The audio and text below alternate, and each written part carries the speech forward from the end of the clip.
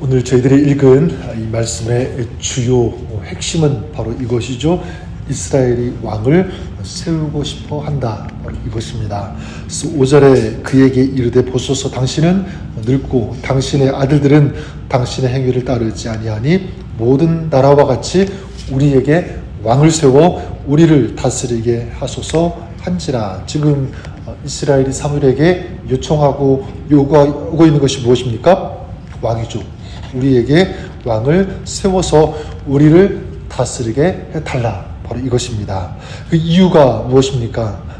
두 가지죠. 사무엘이 나이가 많다는 것. 그래서 1절에도 먼저 시작하는 말이 사무엘이 늙음에, 사무엘이 나이가 많아서 또 왕을 세워달라고 하는 그 이유가 무엇이냐면 이 사무엘의 두 아들 요엘과 그리고 아비야를 우리가 믿지 못하기 때문이다. 이것입니다. 사무엘이 나이가 많아서 그의 아들들을 이제 사사로 세웠는데 그 아들들을 보니까 어떻게 합니까? 사무엘과 다르죠. 그래서 요엘과 아비야, 이 요엘이 어떤 뜻이냐면 여호와는 하나님이시다. 아비야는 나의 아버지는 여호와시다. 이름이 굉장히 좋지 않습니까? 자, 그런데 이들은 그 이름처럼 살았으면 좋겠지만 그렇게 하지 않죠. 그래서 3절에 보면 그들이 아비의 행위를 따르지 않고 뇌물을 취했다, 판결을 굽게 했다라고 말씀합니다. 그래서 이스라엘 백성들은 왕을 요구하고 있는 것입니다. 어떻게 보면 이스라엘의 심정 충분히 이해가 가죠. 그 영적으로 정신적으로 이스라엘을 이끌어간 사람이 사무엘인데 그 사무엘이 이제 늙었으니까, 자, 그렇다면 사무엘의 아들들 중에서 한 사람이라도 좀 제대로 된 모습을 보여주었더라면 좋았을 텐데, 그런데 그들도 제멋대로 살았습니다. 그러니까 이스라엘 입장에서는 이러다가는 옛날처럼 또다시 이 블레셋에게 우리가 패배할 수 있겠다, 그런 두려움이 앞섰을 것입니다. 자, 그래서 그들이 내린 결론 바로 왕이죠. 자, 그런데 이 사무엘 입장에서 본다면 마음이 정말 힘들었을 것 같아요. 왕을 세워달라고 하면서 그들이 되는 그 이유가 무엇이냐면 다른 것이 아니라 나이를 들먹이고 또 자기의 아들들, 자식의 문제를 대고 있습니다. 이것 때문에 굉장히 힘들었을 것이고, 또 사무엘이 가장 힘들고 아픈 그 이유는 무엇이냐면 그들이 왕을 세워달라고 하는데, 여러분, 그 왕을 세워달라는 것은 뭐냐면 이제 하나님께서 왕이 되심을 잊어버리는 거예요. 그리고 하나님의 통치를 더 이상 우리가 받지 않겠다, 그런 소리이기 때문에 그렇습니다. 그래서 이 사무엘, 바닷물이 다 빠져나가는 그 썰물처럼 지금 이 사무엘의 인생에 모든 것이 다 빠져나가는 것 같은 그런 심정일 것입니다. 나이는 많죠. 자식들은 어긋나서 백성들의 신임을 받지 못하고 있죠. 또 백성들은 그래서 왕을 요구하고 있는 이런 현실 앞에 지금 사무엘이 서 있는 것입니다. 자, 이럴 때 사무엘이 어떻게 하는가, 우리에게 소중한 신앙의 도전이 된다고 믿습니다. 어떻게 하냐면 6절에 이렇게 하죠. 우리에게 왕을 주어 우리를 다스리게 하라 한 그것을 사무엘이 기뻐하지 아니하여 여호와께 기도하매. 이런 현실을 지금 마주하면서 사무엘이 가장 먼저 한 것, 바로 여호와께 기도하매, 하나님께 기도했다. 그리고 하나님께 나아갔다라는 것입니다. 저는 이것이 믿음의 사람의 모습이라고 믿습니다. 세상 사람들과 구별되는 가장 큰 것, 가장 큰 모습, 똑같은 상황이라도 어떻게 하느냐에 따라서 믿음의 사람인지 그렇지 않은지를 여기서 구별할 수 있다고 믿습니다. 저는 저와 여러분이 사무엘이 그랬던 것처럼 그럴 수 있기를 바랍니다.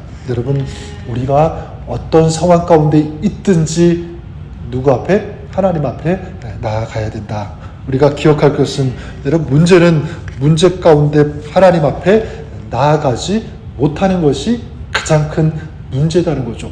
실패도 마찬가지입니다. 실패는 다른 것이 실패가 아니라 실패했을 때 하나님 앞에 나가지 못하는 것, 하나님을 바라보지 못하는 것, 이것이 어쩌면 우리 인생의 가장 큰 실패일 수 있다는 것입니다. 하지만 우리가 문제 속에서도 하나님을 볼 수 있다면 그 문제는 더 이상 문제가 되지 않을 것을 저는 믿습니다. 실패할 수 있죠. 하지만 실패해서도 그 실패 속에서 하나님을 의지하고 있다면 그 실패는 실패가 되지 않을 수 있다. 저는 믿습니다. 그래서 오늘 본문의 내용으로 다시 돌아와서 지금 이스라엘이 이 왕을 요구하고 있는데 20절에 이스라엘이 이 사무엘에게 얘기합니다. 우리도 열방과 같이 되어 우리 왕이 우리를 다스리며 우리 앞에 나가서 우리의 싸움을 싸워야 할 것이니이다. 여기 보니까 우리도 열방과 같이, 지금 이스라엘은 다른 나라의 그 왕들의 모습을 보면서 자기들도 그 요청을 하고 있는 거예요. 그 왕의 역할을 보면서 그들의 제도를 보면서 따라하고 싶은 이런 마음이죠. 근데 이것이 문제가 되는 것은 무엇이냐면 이것은 단순히 이 세상 나라들을 모방하는 것이 아니라 아까도 말씀드렸지만 하나님을 떠나겠다라고 하는 의도가 그 속에 들어가 있기 때문에 그렇습니다. 저는 우리가 한번 우리 자신을 돌아볼 수 있기를 바랍니다. 내가 정말 하나님을 왕으로 모시고 있는 삶을 살고 있는지, 아니면 지금 이스라엘 백성들처럼 하나님이 아닌 다른 세상의 왕을 원하는 그런 삶을 살고 있는지 우리 자신을 돌아볼 수 있기를 바랍니다. 구체적으로 어떻게 알 수 있을까? 몇 가지 이 체크 포인트를 드리면 이렇습니다. 내가 지금 무엇으로 안정감을 누리려고 하고 있는지를 보면 알 수 있습니다. 하나님이 아닌 다른 것으로 안정감을 가지려고 한다면 그것이 우상이죠. 그리고 세상에 왕을 세우는 것이다 라고 할 수가 있습니다. 세상이 주는 안정감 무엇이 있겠습니까? 물질도 해당될 수 있고 소유, 명예, 권력, 성공 이런 것들을 통해서 안정감을 받으려고 한다면 그것은 세상의 왕을 내가 세우려고 한다라고 볼 수가 있고, 두 번째는 무엇이냐면 기도라고 믿습니다. 만약 기도하고 있지 않다면 마찬가지 그것은 세상을 의지하는 것이다. 세상에 만족하고 있는 것이다 라는 것. 그리고 또 무엇이냐면 순종이 있습니다.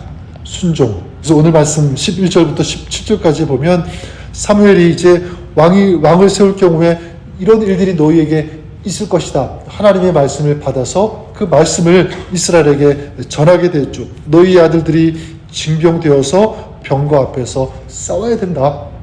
천부장과 50부장 밑에서 노동을 해야 되고, 딸들도 무기를 만드는데 동원돼야 되고, 또 왕에게 제일 좋은 곡식 포도를 바치고 종과 가축도 바쳐야 된다. 이게 지금 왕을 세웠을 경우에 너희들이 해야 될 일이다. 이렇게 경고를 하게 됩니다. 자, 그런데 하나님의 말씀을 전해들은 이 이스라엘의 태도가 어떠냐면 19절에 이렇게 말씀하고 있죠. 백성이 사무엘의 말 듣기를 거절하여 이르되 아니로소이다. 우리도 우리 왕이 있어야 하리니. 어떻게 합니까? 말씀을 들었음에도 불구하고 불순종하죠. 아예 말 듣기를 싫어한 이런 모습을 보게 됩니다. 자, 이것이 세상의 왕을 요구하는 사람의 모습이라고 할 수 있고, 마지막 네 번째가 뭐냐면 하나님을 왕으로 모시고 사는 삶인지 아니면 세상의 왕을 원하는 삶인지를 어떻게 알 수 있을까? 마지막은 이것입니다. 삶의 주체가 누구인지, 누구라고 생각하는지를 통해서 알 수 있어요. 그래서 20절을 다시 보시면 이렇게 말씀합니다. 우리도 열방과 같이 되어 우리 왕이 우리를 다스리며 우리 앞에 나가서 우리의 싸움을 싸워야 할 것이니이다. 여기 계속 보면 반복되는 단어가 무엇입니까? 우리라고 하는 단어죠. 우리 왕, 우리, 그리고 우리 앞에 나가서 우리의 싸움을 해야 된다. 이런 우리라고 하는 단어. 그러니까 지금 이스라엘이 가지고 있는 생각, 모든 것의 그 중심이 누구냐면 바로 자기 자신들이죠. 모든 것이 자기 뜻대로 움직여야 되는 것. 자기들이 결정을 내리는 이런 모습들. 저는 반대로 정말 하나님을 왕으로 인정하면, 또 하나님을 왕으로 모시는 삶이라고 한다면, 저는 우리의 신앙, 우리의 삶의 모습이 어떠해야 할까? 저는 이렇게 살아야 된다고 믿습니다. 또 이런 모습이어야 된다고 믿습니다. 바로 하나님께서 우리의 산성과 방패가 되어 주신다. 하나님 중심이죠. 하나님 안에서 우리는 참된 평안을 누릴 수 있다. 하나님 중심이에요. 주님 안에 인생에 참된 만족이 있다. 그렇기 때문에 주님 앞에 나가서 기도하고 순종하고요. 그리고 주님께서 오늘 내 삶, 내 가정, 내가 하는 모든 일, 우리의 인생을 주님께서 다스려 주신다. 이것을 믿는 것입니다. 저는 이것이 주님을 왕으로 모시는 삶의 모습이라고 믿습니다. 저는 그런 의미에서 오늘 여러분의 삶이 이럴 수 있기를 바라요. 주님을 왕으로 모시는 그런 삶. 그럴 때 주님께서 우리의 인생을, 우리의 삶을, 또 우리의 가정을 통치하시고 다스려 주실 것을 믿습니다. 주님이 다스려 주시면 주님 주시는 평안이 있고, 주님 주시는 기쁨이 있고, 주님 주시는 승리가, 주님을 의지하고 주님을 왕으로 모시는 그 삶 가운데 주님께서 허락해 주실 것을 믿습니다. 오늘도 주님과 동행하면서 주님을 왕으로 모시면서 살아가는 주님의 은혜와 평강과 기쁨과 승리를 맛보며 경험하며 누리며 살아가는 오늘 하루 여러분의 삶이 그렇게 될 수 있기를 주님의 이름으로 간절히 축원합니다.